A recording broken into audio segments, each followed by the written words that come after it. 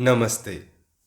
तो पिछले वीडियो में हमने देखा कि शौनक ऋषि सूत ऋषि से प्रश्न करते हैं कि अगस्त ऋषि ने वन में श्री राम को क्या उपदेश दिया था।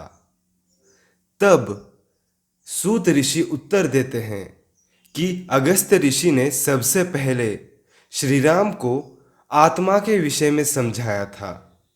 अब आगे तो अगस्त ऋषि श्री राम को समझाते हैं, आप उस रावण को अकेले हरा नहीं सकते। उस रावण से तो इंद्र और उनकी सेना भी डरती है, क्योंकि रावण ने तपस्या से शिवजी को प्रसन्न करके वरदान प्राप्त किया है, शिक्षा प्राप्त की है, युद्ध नीति, अस्त्र शस्त्र प्राप्त किए हैं। और उसका एक पुत्र भी है, इंद्रजीत। इंद्रजीत ने तो इंद्र को हराया है, क्योंकि उसने भी शिव से वरदान प्राप्त किया था।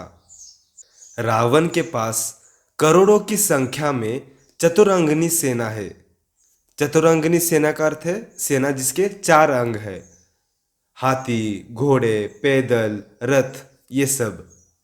इतनी विशाल सेना से आप अकेले मनुष्य कैसे जीतेंगे?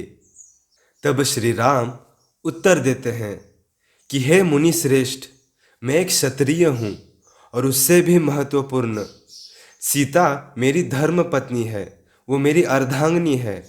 मेरा धर्म है उसको छुड़ा कर ले आना और उसकी रक्षा करना। इसी वजह से आप मुझे रावण को हराने का उपाय बताइए। तब अगस्त ऋषि उत्तर देते हैं कि रावण ने शिवजी से वरदान प्राप्त किया है। इसका अर्थ यह है कि रावण को हराने के लिए आपको भी शिवजी को प्रसन्न करके उनसे वरदान प्राप्त करना होगा। तब श्री राम प्रश्न करते हैं, वो कैसे, मुझे क्या करना होगा?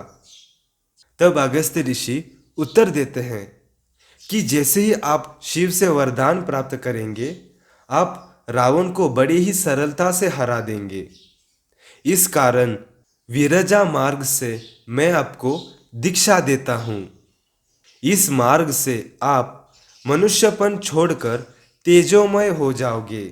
अब सबसे महत्वपूर्ण चीज, आपको हवन के बाद शिव सहस्त्र नामों का जप करना होगा। कब तक? जब तक शिव आपसे प्रसन्न नहीं हो जाते, जब तक आपको दर्शन नहीं देते, तब तक। शिव सहस्त्र नाम आपको अभी दूंगा मैं। उसके बाद अगस्त ऋषि कहते हैं कि आपको यह कार्य शुक्ल पक्ष की 14 व एकादशी सोमवार अथवा आर्द्रा नक्षत्र में आरंभ करना होगा। कुछ नहीं, बस आपको हवन करना होगा।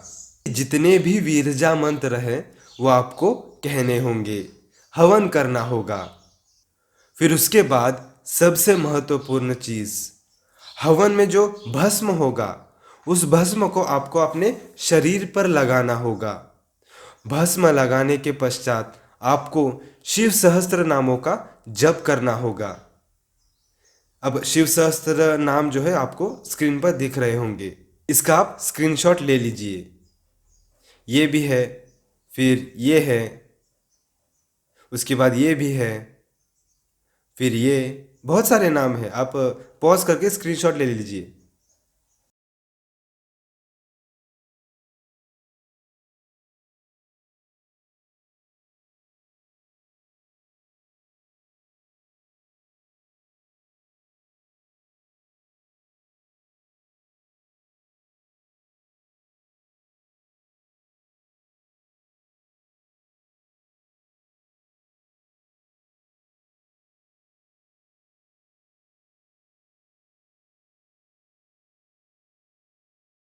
तो ये सारे शिव सहस्त्र नामों का आपको जप करना होगा। कब तक? जब तक शिव प्रसन्न होकर आपको दर्शन नहीं दे देते। उसके पश्चात अगस्त ऋषि श्री राम से कहते हैं कि इन नामों का जप करने के बाद आपको भगवान शिव दर्शन देंगे, और उसके बाद आप उनसे जो भी वरदान मांगना चाहो वो आप मांग लीजिए। मेरी राय ये है कि आप शिवजी से रावण को हराने का और सीता को छुड़ाने का आशीर्वाद प्राप्त कीजिए, उसके बाद सब कुछ ठीक हो जाएगा। तो इस वीडियो में मैंने शिव गीता के तीसरे अध्याय को सरल शब्दों में समझाया है। मतलब भावार्थ, अभिप्राय वही है, बस शब्द अलग है। स्क्रीन पर यहाँ पर एक प्लेलिस्ट आ रही होगी, उस पर क्लिक करके मैंने शिव गीता के ऊपर जितने भी वीडियोस बनाए हैं वो आप देख लीजिए। धीरे धीरे उसमें मैं वीडियोस डालता जाऊंगा। वीडियो देखने के लिए धन्यवाद। ओम उमा शंकराय नमः।